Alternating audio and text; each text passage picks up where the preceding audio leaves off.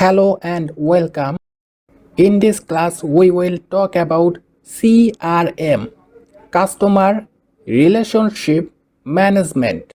We will see benefits of CRM. So, let's begin.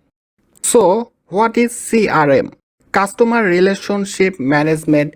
CRM is a strategy and technology used by businesses to manage and improve relationships with customers. It involves collecting, storing, and analyzing customer information to provide better service, increase customer satisfaction, and boost sales. In simple terms, CRM is all about keeping customers happy and engaged by managing information and communication effectively, helping businesses grow through stronger relationships. Now, let's see benefits of customer relationship management. Better customer understanding, faster problem resolution, more personalized service, increased sales and productivity, a stronger customer loyalty.